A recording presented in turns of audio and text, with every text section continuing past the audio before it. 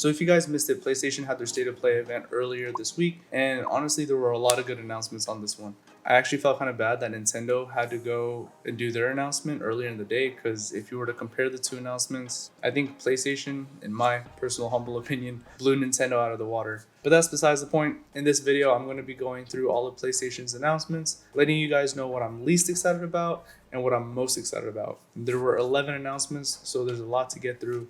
So without further ado, let's get into this video.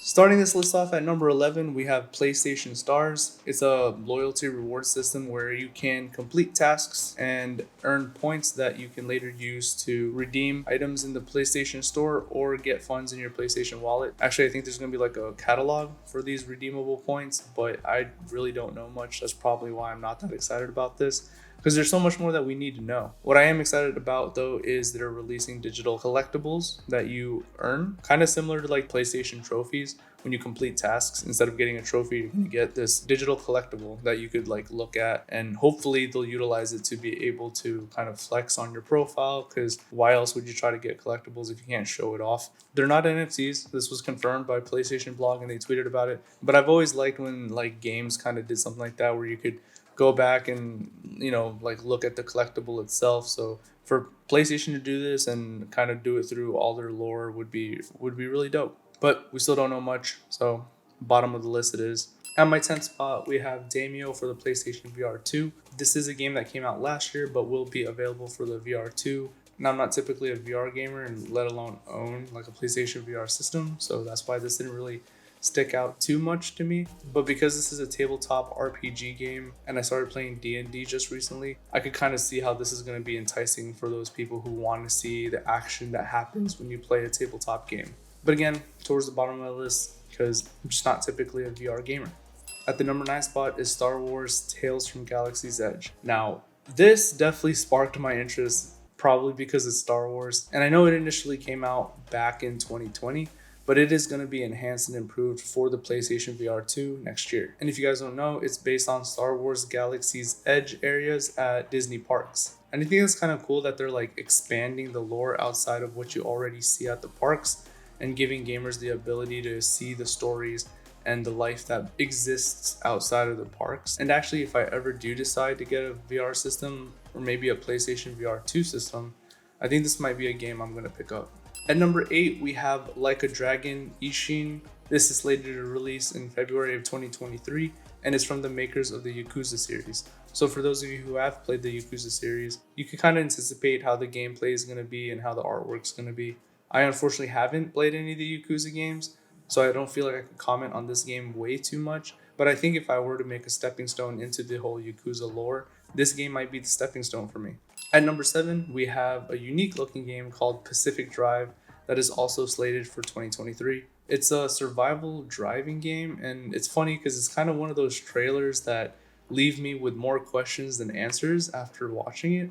Like, what is this instability storm that the radio is telling you about? And what are these humanoids that are flying across the screen as you're driving? And why does your car glitch out at the end of the trailer? But honestly, I am actually interested in this game just out of sheer curiosity. This game seems like they're going to be using driving as a main component to the mechanic of the game, and I really want to see how they incorporate that. And I'm pretty sure it's going to have a very enticing story along with it. So definitely a game I'm going to keep my eye on. Coming in at number 6 is Duality, and is also slated for 2023. And honestly, my first impressions of this game was kind of weird, because with the robot that was being controlled kind of gave me like Gundam vibes, and then the monsters that they were encountering kind of gave me like Monster Hunter vibe, and I love both of those things, so that's probably why I leaned into being interested in this game. I don't know, we'll see about this game. And before I start off with my top 5, guys, make sure you like and subscribe this video if you're enjoying this content. There's going to be more videos similar to this on my channel where we cover kind of everything that happens in the gaming space. So to start off my top 5, at the 5th spot is Stellar Blade. Now I'm pretty excited about this game because we did hear about this back in September of 2021, but it was called Project Eve. And because this is seeming to be a JRPG, and then on top of that, it's a single-player action-adventure game that has amazing character design and very engaging fighting mechanics. I don't know, man. I'm so sold on this game. I really want to see what it's going to be about. Definitely a game on top of my list. At number 4 spot, we have the Haunted Hogsmeade Shop PlayStation exclusive. And I know that's kind of weird for this to be in my number 4th spot, but I am so excited for Hogwarts Legacy. And the exclusive looks like it's going to have a lot of content in it. Essentially, a shop owner is trying to get rid of her shop because there's some dark mysteries that's surrounding it. So you end up purchasing the shop and you're learning more about the mysteries that's behind it. It definitely leans a little bit more to the scary side of things, but yeah, all around's a thumbs up for me, and I'm really hyped for it. At number 3, we have Rise of the Ronin, slated for 2024, and this is a PlayStation exclusive. And this game looks absolutely stunning. And it sucks that it's coming out in 2024, but I swear I think it's worth the wait. It's by Team Ninja, and hearing that name instantly takes me to Ninja Gaiden, so I know this game is going to be a really, really solid game. I think GamerRanks already mentioned that this is going to be Team Ninja's Elden Ring if Neo was like their Dark Souls. And again, amazing character design, amazing gameplay. I'm sold. It looks beautiful, and I honestly can't wait for this game to come out in 2024. Now for my number 2 spot, and I feel like this is going to upset a lot of people, I have God of War Ragnarok. And I know, I feel like this would be like the number 1 spot for a lot of people out there, but I feel like I have no space to really comment on this game because I haven't fully played through the whole series. That's not entirely my fault. No, I'm like displacing. Essentially, I'm just looking for like a remastered collection that they should have available for the PS4 or something. Nevertheless, I'm really excited because I know how good the games are. In fact, I'm definitely making it a thing to beat the game before this one comes out. So that's why it's in my number 2 slot.